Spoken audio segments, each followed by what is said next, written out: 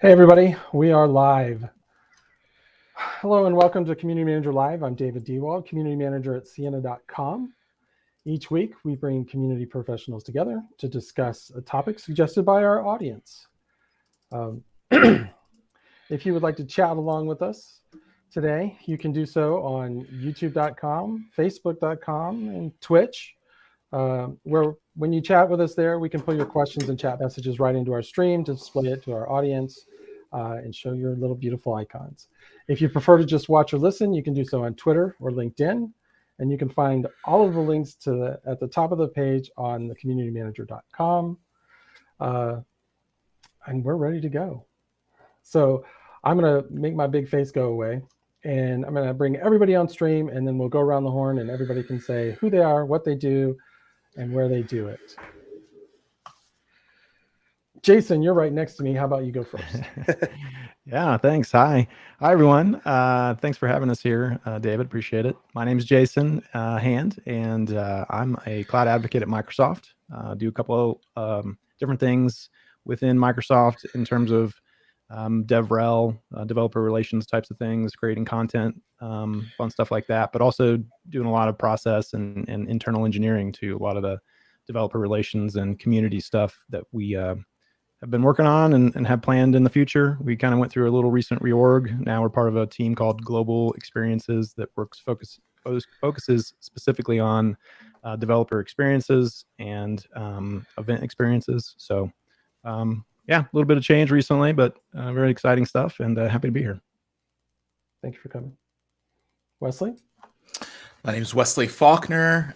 My day job, in terms of how I get paid, is I am the senior community manager for AWS in North America.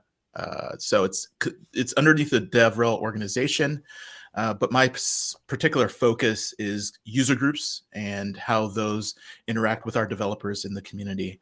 But I am here also as a co-host with Jason and with PJ on the podcast Community Pulse. So I have a long history of community and DevRel, and so I'm glad to be able to talk about both. PJ?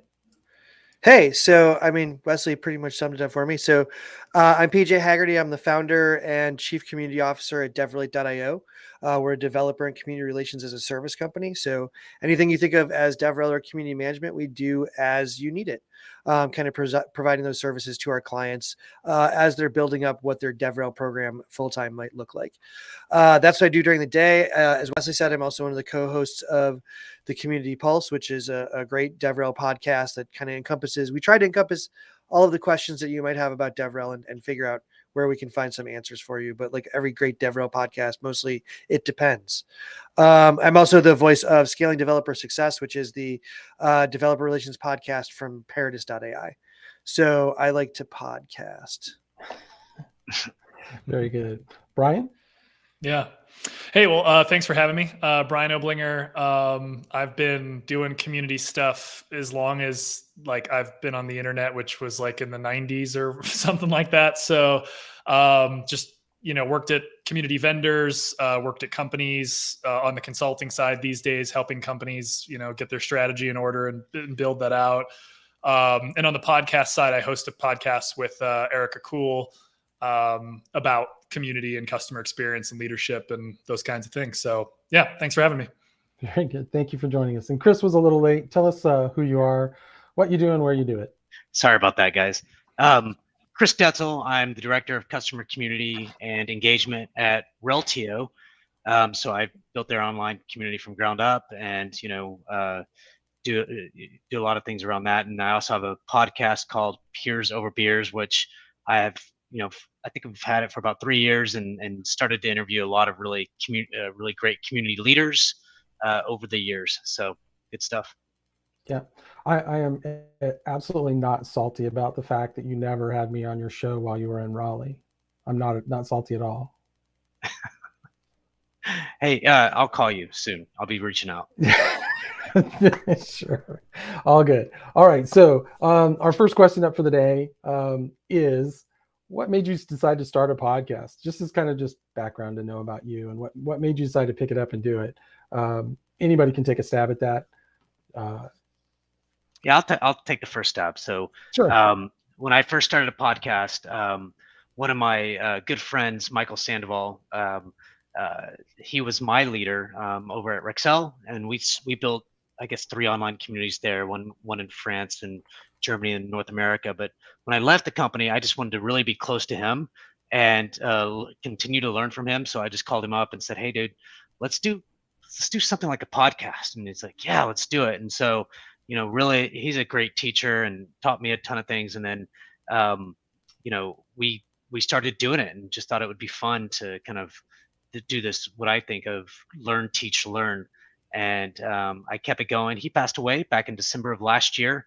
And so I then started to kind of think about where I wanted to take Peers Over Beers. Did I want to continue it and things like that? And I thought, you know what? Why don't I just start interviewing leaders within the space so we can learn from these leaders? And so that's what I've been doing since January of this year. But we have a lot of stuff, in the past as well. So Very good. I can follow that up. Very similar, I would say. With the intentions of learning from others, getting the experts in sort of my area, my new area at the time, getting them on a call and asking them questions about how they do things, and just sort of bounce ideas off of them was the primary motivation for me. And yeah, so just to give you a little background, as Wesley and PJ both pointed out, the 3 of us are 3 of 4 hosts on a show called The Community Pulse, as well as another show that follows that called The After Pulse. And the origins of that was Mary, who's not with us today, Mary Thingvall. She was at a conference that the 2 of us were both attending in sort of the IT operations, web operations, systems operations space. And I just approached her one day after having an interaction with her and figuring out we were both doing community work or community development work. And there wasn't a lot of other people that I was seeing on a regular occasion to have these conversations with. So I started, I guess, asking her if she wanted to get together and chat about things. And then that very quickly snowballed into, well, let's get other people, other experts together, and let's just turn that into a podcast, because these are things that we'd love to learn. We'd also love to just turning to a soundboard for others so that they can learn these things too, because it did feel like at the time developer relations was really starting to take off. The developer collective, the DevRel collective Slack channel, that's when all of that began, sort of sparked as well. So there was a little bit of just sort of a necessity I thought we needed to attempt to fill in terms of the conversations around building communities within tech. And specifically developer relations. And but selfishly, like Chris pointed out, or like Brian pointed out, I wanted to learn from sort of my peers and the mentors, or be mentored by some of the people I really looked up to. Right, and that's kind of how I got involved. I was originally a guest on Community Pulse, I think like episode 5 or 6, and Mary reached out to me because we'd known each other before the podcast started, and she's like, "Hey, it'd be really great." So, I mean, it was one thing to have like an additional perspective, but also, working in the world of community management and DevRel, sometimes you don't have the time to do this extra thing every Friday that comes out. So having, more hands in the pot kind of helped out with that. So I think I brought an air of levity to an otherwise respectable podcast. That was my job. And then we brought Wesley in a few years later because I was getting too out of control and we needed a voice of reason. Very cool. Yeah, my mic goes straight to his ear. It doesn't go anywhere else. Yeah, it doesn't actually.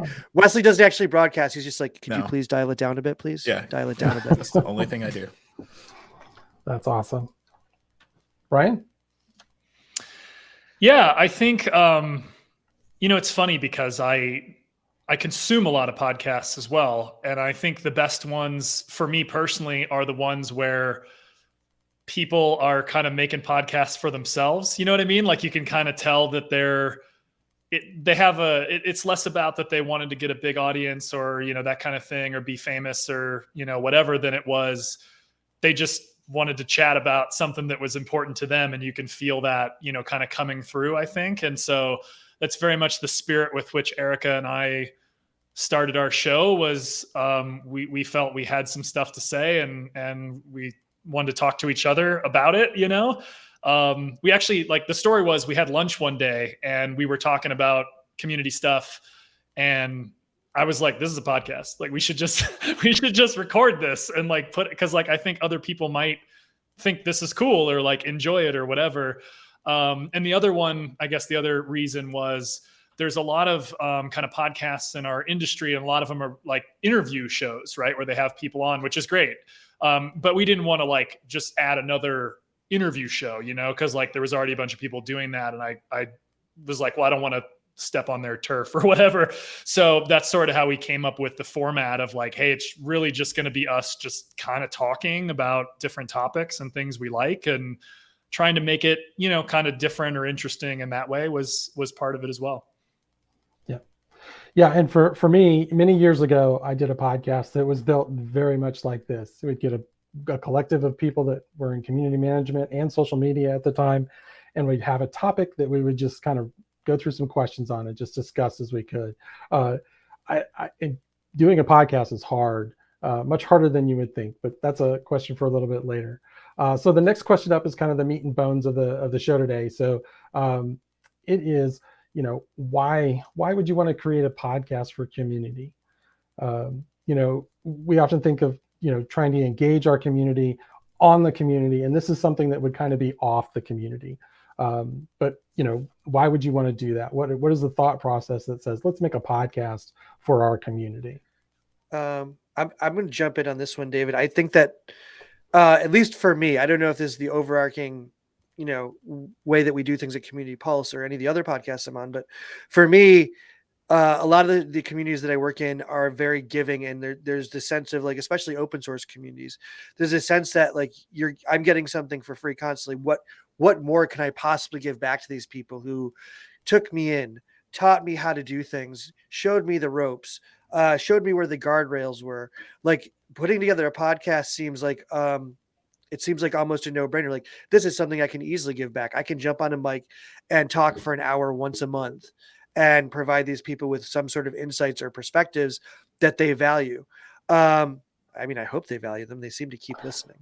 But in all seriousness, like it's an opportunity, especially in the developer community, to say, hey, like maybe you don't have the time or the inclination or the income to go to a full conference to hear what I have to say about all this other stuff that's in my head.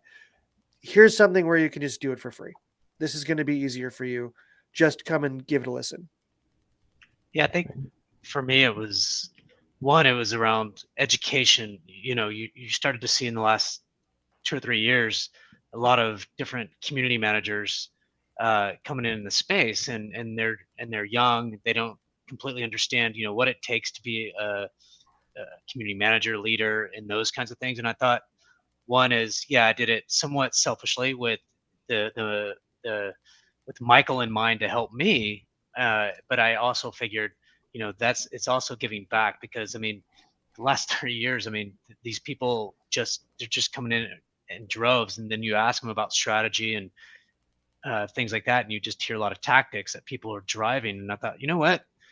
Community management is a lot more than just, driving a bunch of tactics, on, if you want to be successful. So how do you start kind of looking at those business outcomes and things like that? And they're hard. It's really difficult to kind of think that way, because, so, and then, it's changed a little bit. So some of it is also self kind of, it's really nice to get your name out there, to get your, hey, I've got a lot of stuff to say, or something like that. But there's some of that, but, to me, it's more about getting the word of, community management is more than just tactics. It's more than just social, and those kinds of things. It's a lot.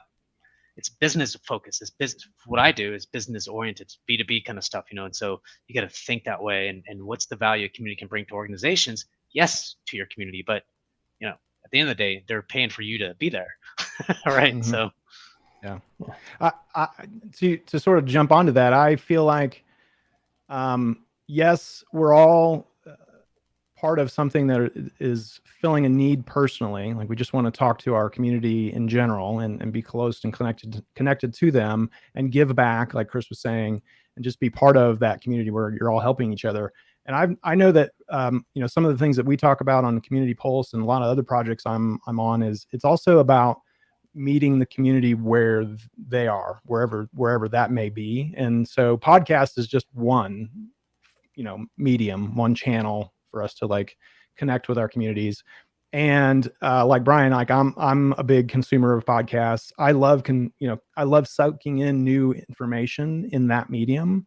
And to me, it felt like a natural, way to just go and put content out in a way that I was enjoying sucking that in. But I think that's also evolved, or maybe there's just been so many new ways to do it now through live streaming on Twitch, things like what we're doing here, where we're pushing it out to multiple channels at once. I mean, you couldn't do that, not that long ago. And also, I think strategically, it's that there's reasons why you might want to, business reasons or just whatever sort of organizational reasons why you want to grow your audience, or at least grow, scale out what you're doing. And so you might take the audio from one place and use it in a podcast, from a video, and use it in a podcast over here, really truly scaling out what you're doing. And then there's the last one that was just brought up too, about just sort of establishing your expertise, which I don't think anybody on here necessarily ever sets out to do, but that's just part of what happens as you do it over time. Yeah, maybe Wesley. But that's just something that's a byproduct really of doing things talking about things you love to talk about with the people you love talking about with. I think you just start to establish your expertise in that area. And so I guess that's the long version of, there's a lot of reasons why you might want to create a podcast for your community, but I think it starts hopefully with you're part of the community and you want to just be part of that conversation, and we're connectors and we like to connect folks. I think that's endemic of community managers. We all like to connect and interconnect and reconnect. I'll say that. So prior to, in Before the Lock, I hosted another podcast at a company I was working at, which was back in like 2016 or 2017. I want to say probably 2017. It was called Alter Everything, and it was basically about the community. So it was an interview show. So the idea was every week or two, we would have on someone from the community and just talk to them about their experience. They were a community of data scientists, data analysts, stuff like that. And so we would just have them on and talk about, how did you get into this role? And, that kind of typical show. But for us, the reason why we did it, speaking to kind of the question is like, we wanted our community members to have a more deep connection to each other. And they're seeing each other largely through screens and, in the forum-based community, let's say. But how can we sort of take that to a different place and have them actually hear each other and learn from each other in that way? And like, it was kind of cool because the first conference we did, after starting that show, people would walk up to each other and be like, "Oh, I heard your episode and that thing you said was so cool," or "That was like good advice. And I did that thing at my company and it really worked," or, "It didn't, but I really appreciate the advice," or whatever, And so I think like when people talk about engagement or connection or belonging, like if you have a community of people, if you can have them hear each other, like hear each other's voice, is like, there's another element to that, as opposed to like, we DM back and forth, or we're in, solving each other's questions in a community or whatever. And that was really like why we set out to do it. And I have to say that, it's a lot of work, but it was probably one of the best things we ever did. And then as a side benefit, the marketing team like freaked out, right? Because now we have all this content and stuff they could, parse out into little clips and share on Twitter or like whatever. So there's a lot of reasons actually why, businesses that already have a vibrant community might want to explore this as a major option in their kind of content arsenal.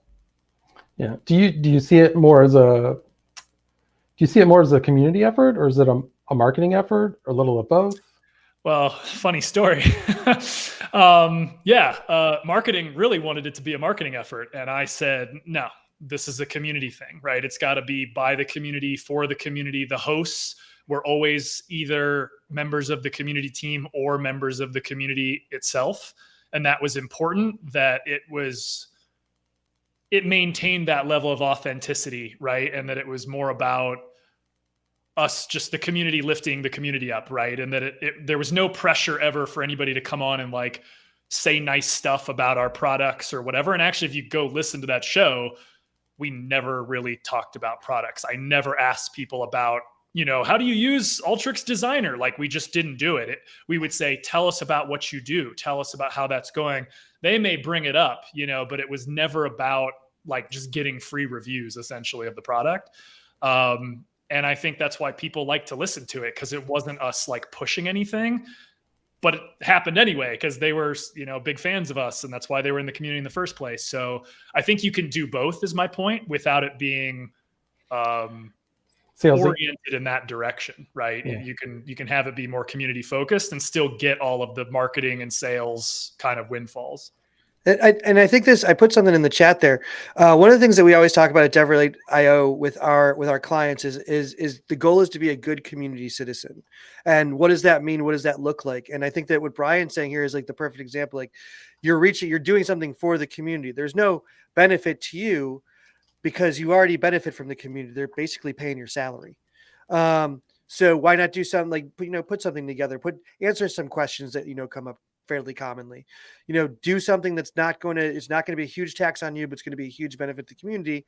And your appearance in that community is okay. Wow. That I just got quoted. Nice. But your appearance in that community is so much better. Like, clearly you're saying, I'm a member here. I'm not just someone who leverages community. I'm someone who is involved and wants to help.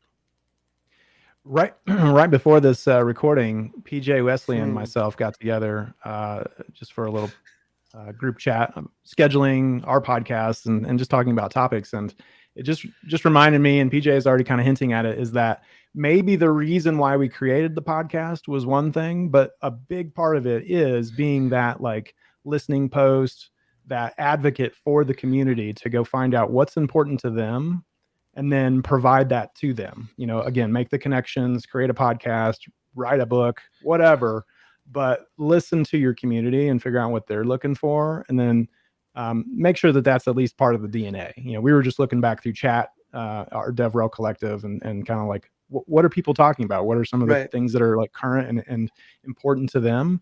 Let's see if there's something there that maybe we should start bringing up in our planning here soon. So to me, that's that goes back to it not being completely self-focused on. I just want to put myself out there and just be a talking head. I actually want to be a member of this community and try to serve them, in ways that we all grow, I guess. Yeah, that's what I'm doing here, is exactly that. It's not so much about 15 minutes of fame for me. I used to do these in the past when they were called community hangouts, and that was Tim McDonald. But it's more about sharing knowledge and making finding out what the community of community managers wants to talk about, and bringing that to them in a digestible way, and getting other community experts to chime in and discuss that topic. But I try to get a broad range. I try to get people that, not for this one. This one I was very specific and got podcasters to talk about podcasting, right? But on other topics, I'll get people from different stages of their community career. There's people like me and Brian that have been doing it since Methuselah first got on AOL, and there's other people that have only been doing it for a year, 6 months, or they're just starting. And I think that gives a great perspective. For me, being in this as long as I have, I think sometimes I get myself into a bubble where I know what I know, and I get stuck in it. And having somebody new come along and say something that I'm not expecting, or looking at it in a different perspective, helps me pop that bubble and get out of it and realize that, what I know is good, but maybe it needs to be updated with the times, and so I'm constantly learning from people. And, I've been doing community management since 1998. And to be able to say that after 20, 24, almost 25 years, I'm still learning, I feel is a good thing. Wow, David, I wonder how old you are. You've been doing a long time. Yes. I completely agree with you. He started. In fairness, he started when he was 11, so it's okay. Yeah. No, I did not. Okay, so the honest truth is that I am actually 52, so I'm a Gen Xer. Don't hold it against me. That's fair. I completely agree with you. I think as I kind of build programs, and I'm not really up to speed with how to build a certain program, I might get Alison Boudreau from Calix on my podcast and think, she's done a lot of stuff, and so why not talk to her about what she's done, or, get somebody like Nicole Saunders, from the director of communities at Zendesk, right? Or, they've done a lot of really cool stuff. They've been doing it for a long time and built a lot of really cool programs. Like, I don't know a lot about this. How do they do it? And get them on and talk about it. I think, it's not just selfish. Like, if I haven't done it, a lot of people probably haven't done it. So let's think about how we can get the word out. And so that's kind of how I think about, topics and things like that, because I know if I haven't done it, or if there's probably somebody else that hasn't done it or want to hear from kind of the expert.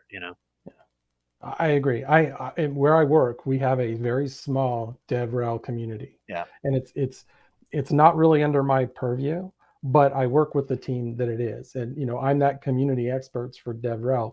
And honestly, guys, I've never really done DevRel before. So if you think I'm listening to a podcast about DevRel communities, you better believe it, because I'm going to stand on the shoulders of giants, right?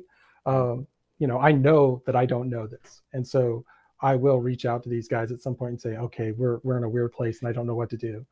And being able to do that, I think, is amazing. There's a whole not that podcast you don't about know it, because you understand community management. You are a professional in that field. So there's a lot of things that you still can use, but it is obviously really good to kind of say, well, these people are actually in DevRev, DevRel, let's get their expertise, Right. So. And I'm a builder. I mean, that's where I cut my teeth is we don't have a community. We want a community. Let's build it from the nothing up. And so I'm real good at that. And then, I specifically took the job I'm in today because somebody else had already done that. And I had to come in and take over and work with that community and build it past where they had got it started. And, Heather, who was before me, did an amazing job of getting the community set up and organized. And, and I just had to come in and make sure it keeps going and that we keep expanding and we keep getting better. And that's something I had never done before. And I specifically took the job to get that experience and have that understanding. All right. I don't know if we can go any further on that one. But so I mentioned this briefly. Making a podcast is hard. So, what's the hardest part that you guys have found? When I was making my podcast, it was coming up with topics and trying to get those and figure out what we're going to talk about this week. And the other part was editing. I hated editing afterwards. I mean, I just talked about this. Now I got to listen to us talk about it again for the next 4 hours. So. I think for me, it's all those things, because it's just me doing it, right? So, I've got to go edit the podcast, upload the podcast, put the description and title in the podcast. Finding the people seems to be somewhat, I won't say easy, but, in the topics just seem to come. It's not really, that's not the hard part, but and then, if I do this all day, every day for a living, and then, now I got to go publish a podcast, it becomes, at times cumbersome. Like this summer, I just kind of took off a little bit and was like, I'm just tired. I just don't want to think about community, unless I'm working.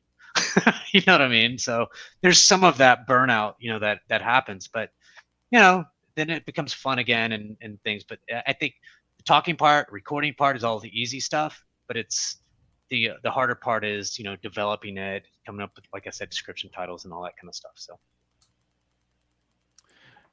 Talking over each other is a hard part. I blend that perfectly. Yes. Well played, Wesley. I saw that glint in your eye. I'm like, he's waiting. He's going to do the thing. Go, Jason. Yeah, no, that is definitely part of it. And one of the things I had at the top of our list is, as Community Pulse has grown, we've brought in more voices to be, part of the core identity of the show beyond just Mary and myself. It went to PJ, and then we brought on somebody named Sarah Jane Morris, who recently left to go do some other stuff, and then we brought in Wesley. And so we're constantly always, trying to bring in fresh ideas and people. But that leads to maybe too many people on screen sometimes for a show that we're trying to record in 45 minutes. And so it's been, it turns out not too much of a challenge, because all of us have been, busy enough where we can actually look for places where we can, take something off our plate. So, but scheduling, I would say in general, is always a huge problem, because, people are busy, 100%. People are burnt out. It is the single biggest dependency problem, I think. We have most of the projects I work on. Anytime there's a thing where you got to get multiple people together, especially if there's yeah, just like this, it is hard. And we ended up just making life easier for us, where we record the same day every time. It's always on a Friday, or well, I guess we have made a few exceptions, but in general, it's always the same day at the same time. And that's made life a lot easier for us. But all the other stuff, the things that we also hate to do, the editing, updating the website, stuff like that, we sort of tackle it together. But also, I think we've decided it's okay to outsource some of that stuff if we've got the means to, which then brings in the sponsorship question too, and the challenges there too. So. Yeah, I think right there, Jason, I feel like you kind of nail something on the head. Like I think one of the toughest parts about making a podcast is figuring out like, where do you draw the line between like, hey, we're having this great community oriented podcast about things we love, and we have this great sponsored, running ads and doing things, and it's like, it's almost like, the argument like, oh, when do I become not an indie podcaster? When do I become corporate podcast person? And like, we haven't hit that yet. Nobody's paying us to podcast. But we do have sponsors and things like that. But that's manageable at the moment. I think there's a line where you become kind of corporatized, or one of those like podcast houses pick you up, and suddenly the podcast is produced by someone else, and the ideas are coming from a different source. Right now, we're still, everything that we do at Community Pulse, we source ourselves. We decide on the conversations we're going to have. We write the scripts. We decide on the guests, and we have final edit rights on everything that we do. So we still have like full control creatively over what we do. But what if we want to take that next step? How do you even do that? There's not really like a clear path. I think that's one of the toughest parts, is figuring out that line between, homegrown organic growth podcast and nicely polished product podcast. Yeah, a couple things. I mean, so looking at it from the perspective of your listeners, right? I think podcasts are no different than any other type of content, meaning it has to be done consistently, and on a repeatable schedule that people understand, and that sort of a thing, to like really grow a large enough following. Like, people need to know, okay, every Tuesday it's going to be there. It becomes a background music of their life kind of a situation when you do that. And I think that's a really hard thing to do, to do it every week or every 2 weeks or whatever your cadence is without fail.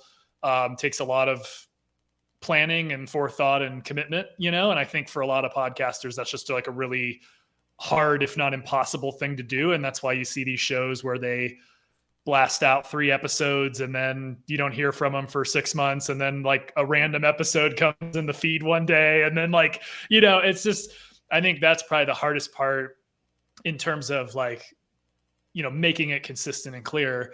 I think the sponsorship bit can be another really difficult thing. I've certainly done that in the past. And if you set it up right, you can certainly basically dictate your terms and say, here's how this is going to go.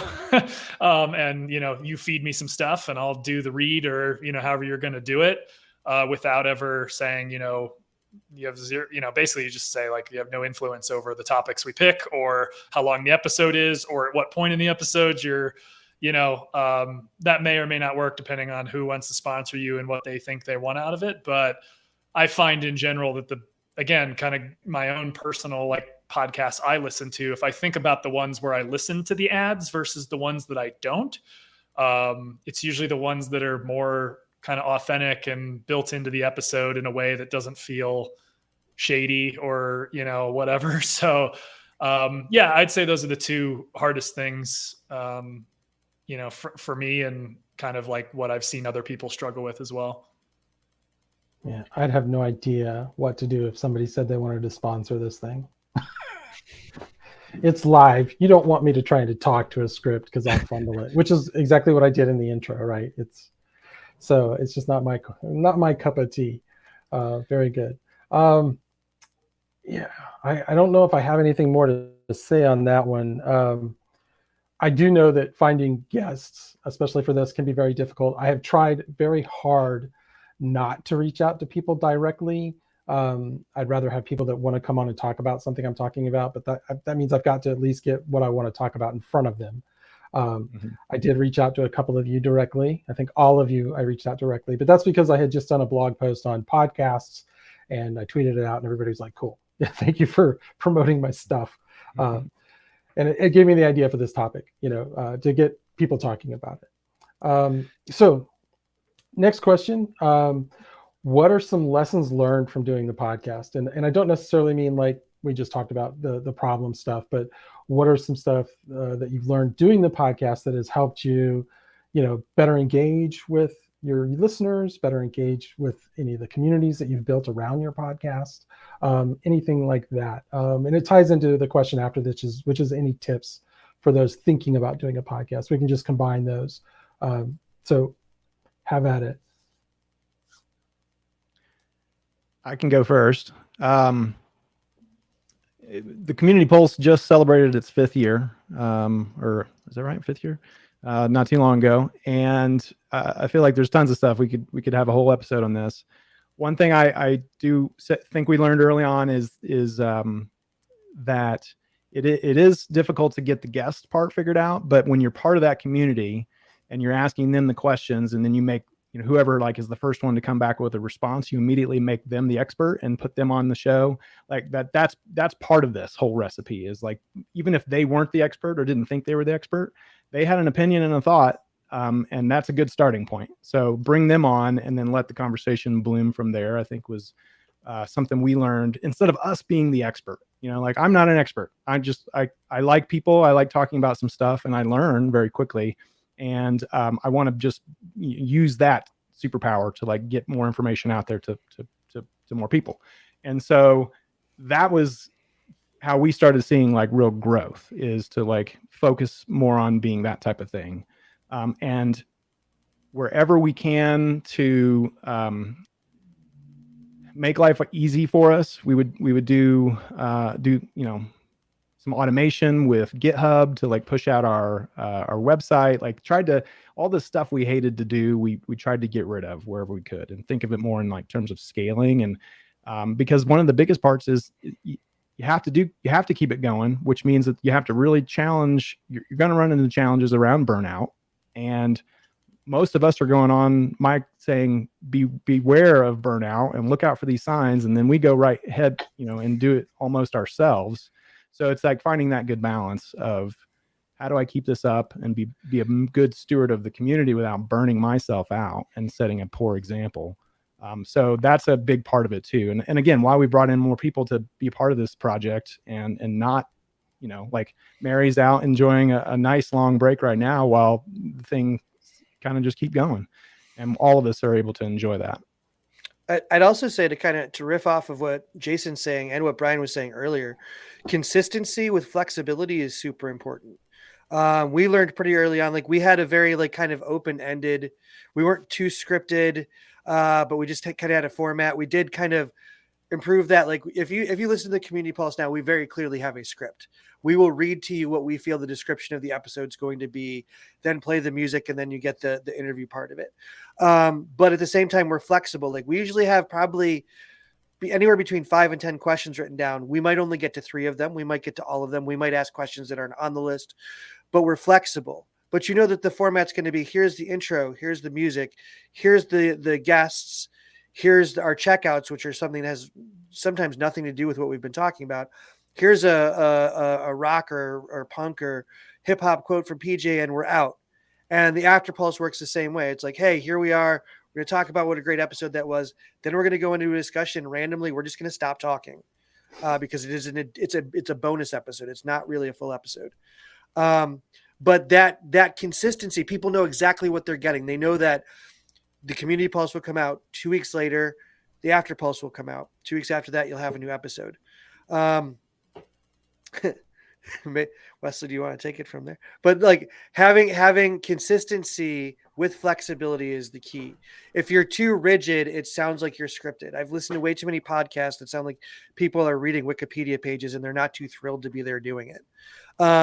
I'd rather have something that's like more vivacious and active and live. And that's why I think we focus on having topics that are currently pertinent and hopefully continually pertinent and benefits to the people that are listening throughout time. But like at the same time, we're not going to strictly only say, oh, we have to stay in this box because that's what it is.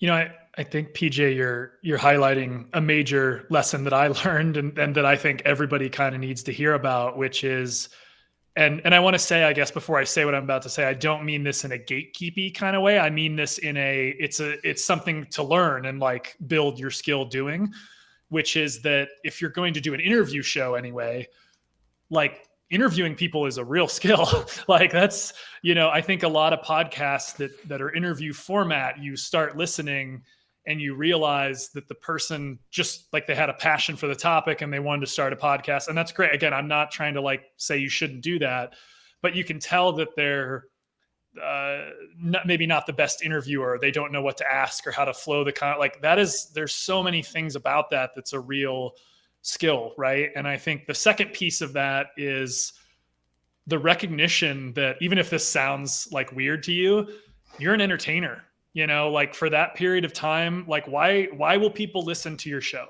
right? Why do they care? Some of it's to get the information, right? For sure. They want knowledge. They want to learn something. That's totally true. And you should do that.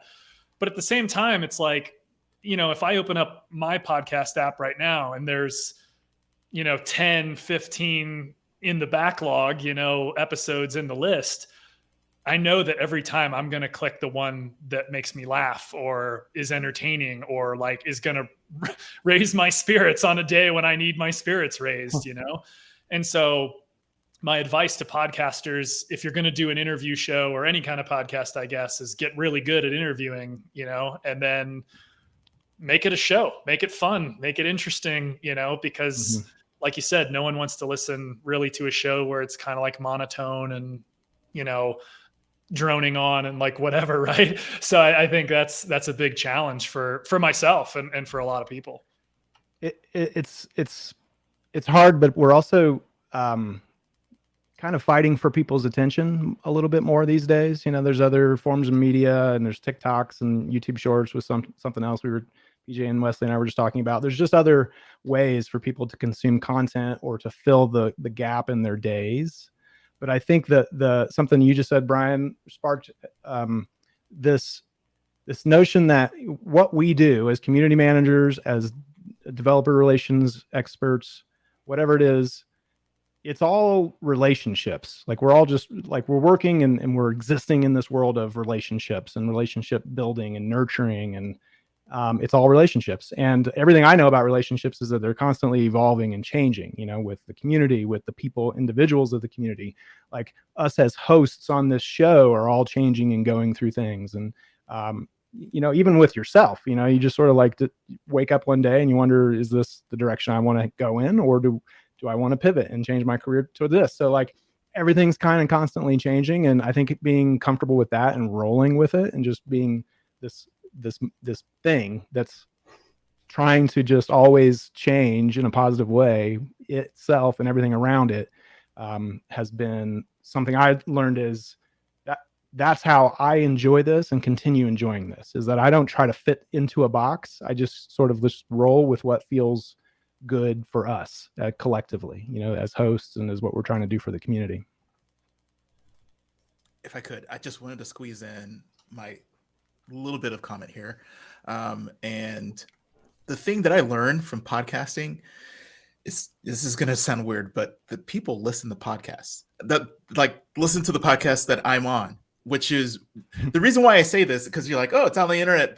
But as community managers, we know the 80-20 rule, that 80% are lurkers, 20% are participants, but that percentage is super skewed when you talk about podcasts, that so many more people listen than those that do engage with the hosts, with the guests. And only like in the last, I would say, like this year, have had people come up to me and say, hey, I listened to your podcast, or hey, I really did enjoy this one subject that you covered. And me, because I'm going to conferences now, so left my house, that I'm running to people and having these conversations of people who are familiar with the topics we cover and have listened to the episodes. It is mind-blowing because it so outpaces or dwarfs how much reviews we get, how many stars we get, and how many like Twitter messages we get comments. It just even though it feels as if you're in podcasting or just starting out, that you don't get a lot of feedback, realize that even though you may not hear it, there is still people who listen, who lives you impact, how strategies you've shaped, and just kind of like are able to take what they have learned from listening and actually use it for good to help further their career or personal development. And it's just amazing to hear those stories when you do have the opportunity to get that feedback. And that's what makes the grind like Worth that's when you're not feeling it, and it's summertime and you're like, man, I'd rather be sipping a pina colada by the pool than doing this thing like that. I agree. Like that's the fulfilling part at the end, is when people, like, it's sort of weird too, right? Like people come up to you and they're like, oh, you're in my head all the time or whatever, and you're like, whoa, like that's someone told me a few months ago, they said, I fall asleep to you every night. They were like, I put your podcast, and I was like, is that a good thing? We're getting borderline creepy, Brian. That's borderline creepy. But that's when you hear that kind of stuff. You're like, okay, like there's people listening. There's a reason why we do this, and I 100% agree with you. Yeah, I know that on a similar story, I used to manage a very, very large community, and I had 200 volunteer moderators for those. It was spread across like 14 forums, but there was 200 of them, and I know that one of those moderators went on to a career in community management and eventually a little bit beyond that and doing other things. But I still am in touch with that person and we still talk. But I influenced one life. I feel like I've made a difference in the world, right? So one person maybe found their direction, and that's kind of cool. And that's enough to propel me on to keep doing this, because I don't need to know necessarily that any of these episodes have made a difference in somebody's life. But it's good to know that maybe in that moment, they can help them with a problem that they're trying to solve. And I don't need the fame or the fortune. Clearly, I'm doing all this for nothing. But just to share that knowledge and get that knowledge into the world, and hopefully that they'll do the same thing. They'll pick it up and carry it to somebody else. We've got a little bit of time left. What, about 10 minutes or so? Is there anything that we missed? Anything you want to talk about? Hey, random question. Have you ever gone back to old episodes and then thought maybe we should redo this one? Or, man, I can't believe we did it that way. That scary first episode versus the 20th episode where you got everything down pat. I think we generally do. I mean, Jay, I think you listen more than anybody else to our old episodes to see if there's correlations that we can bring into upcoming episodes and stuff. But we try to listen, and it's pretty obvious. We've seen the evolution of two people, microphone that was standard with the computer that they were using. Maybe they're wearing headphones, lots of background noise, all recorded over a Zoom meeting, to where we are today, where like everyone has a professional microphone. Everyone's, making sure they're noise canceling. Everyone's making sure that just, if you look at the quality of growth over 70 episodes, it's pretty good. It's pretty cool. There are cringy moments. Like I go back to when we were on YouTube and we didn't think that it was important to get dressed or take a shower before we went on video. Because, developer communities. But it's little things that you don't think about that actually produce a better, more high quality thing. And this is, like I mentioned, one of the most practical pro tips you can give anybody who's going to get into a podcast: buy a decent microphone. Your AirPods or AirPods Pro or any other product similar to that is not a decent microphone. Your computer, regardless of who makes it or what operating system you're using, is not a decent microphone. You need a nice standalone microphone. You don't have to spend $300, $400 on it. It can be pretty cheap, but get something that isn't just, your standard. Chris is using a great headset microphone, but that's a quality microphone and headset. You can get that. You don't have to have one of these like weird bulbous things sticking in your face. You can get some, the headset microphone that works just fine, but get something that isn't, earbuds that came with your phone. It's just not gonna cut it. I will say, I think in general, yeah, if you're trying to be a professional podcaster or put together something that's kind of at that level, yeah, it's always good advice to and you can, like, honestly, $99 you can get something pretty darn good. I will say, as far as like democratizing this sort of thing and making it available to as many people as possible, right? The other day I was traveling and my whole setup was a mess and whatever. And I accidentally recorded a podcast through the built-in microphones on my new MacBook Pro. And listen, I can tell the difference. I'm sure, you all could tell the difference because you do this for a living. I'm pretty sure that like 90% of the audience, like it's actually kind of shocking how like far those have come. So, I think that's going to get better like anything else and more, democratized for people. But, yeah, there's the whole tech side of it and that kind of thing. But I also don't want to like discourage anybody, like if you have a good idea and you want to give it a go, I say go for it, and work out the technical stuff as you figure it out. Yeah, I think the first step is just taking the first step. Sometimes, if you've got an idea, like you said, go with it. Even if it sounds bad the first time, you'll at least know what you did wrong and know what to improve on. One of the big things that I think we all on Community Pulse have been all very mindful about, have all dealt with, is just trying to make sure we understand our own bandwidth, our own cycles to do this type of stuff, because we've all experienced some level of exhaustion through just overextending our stuff, and this was always meant to be it's a side project, it's a passion project, it's a thing we do as members of the community. We're not paid to do any of this.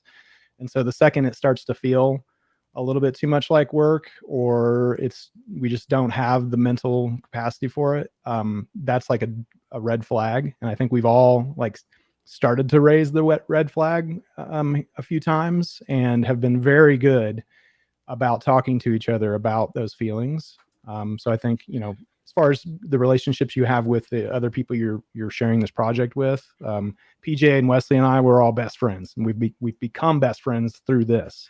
We were strangers when we met, and so that goes back to the relationship part and just being honest with yourself and why are you doing this and how much energy do you have to put into it. Well, I think you bring up something interesting there, Jay, that I think we should mention. Like, Brian, I don't know, because you were working with Erica, right? So I don't know how long the two of you knew each other. When I started Community Pulse, I had never met Jason before in my life, but we were very much fast friends. I still have not met Wesley Faulkner in real life. We call each other on the phone, we text each other, we're talking on Twitter to each other. Like, all of that is true. Every part of the relationship is there. We just never met each other in real life. And I feel like it's odd that you can kind of, with a podcast, you can kind of get away with this, because it's almost like that's the nature of the very thing you're recording.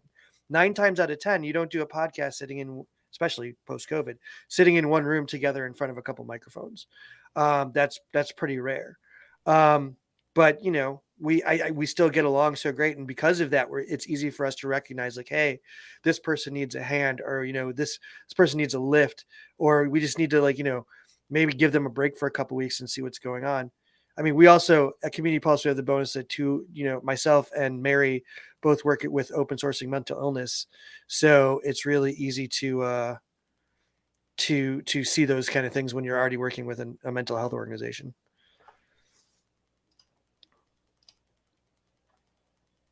So I do have a question, unless you want to jump in. Go ahead. So it says, a question for you, the crew. How do you engage with the listeners of your podcast? Calls to action. How do you share resources apart from simply saying them? Have you explored any other creative solutions? Thank you, Michael Lynn. I mean, I could answer for us. One of the things that, and I'm going to go backwards. So we share our resources through the communitypulse.io website. So every episode, there's a section where any links that are mentioned, any books, anything like that, we have the tags to go get them. We want to make sure that anything that gets mentioned, either in the checkout section or just generally when we're talking, is shared with the listeners, because we kind of stopped doing that. We sometimes do video, but we are focused on being the audio podcast, and we don't have a full transcription, but we have enough information for you. The only calls to action we generally have are like, hey, if you're interested, get in touch. Here's our emails. Talk to us on Twitter. Give us some ratings on Apple Podcasts or Google Play or whatever. Give us reviews, because that helps us out.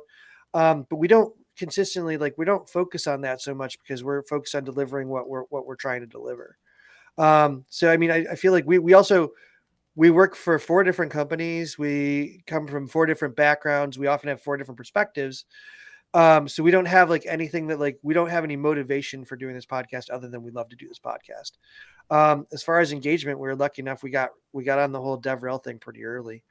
As far as podcasts go. So we have a pretty good listenership, and like Brian says, always fun to go out in public and have someone say, "Hey, I listened to that episode. It was great what you said about blah, blah, blah." And realize that, like, apparently whatever we're doing is working because people are listening.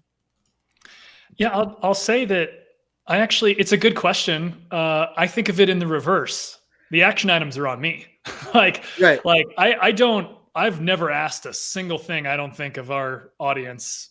The way I see it is, you're doing your part by taking 45 minutes, an hour, sometimes 2 hours, if we go on endlessly, by listening. Right. And so I kind of look at it as it's on us to do the actions, meaning, are we going to post the templates that we're talking about on our site for you to go download for free? Are we going to put the time into the show notes to make sure that all the stuff we talked about is there, that you can click through and get some value out of the different links or resources from other people or whatever?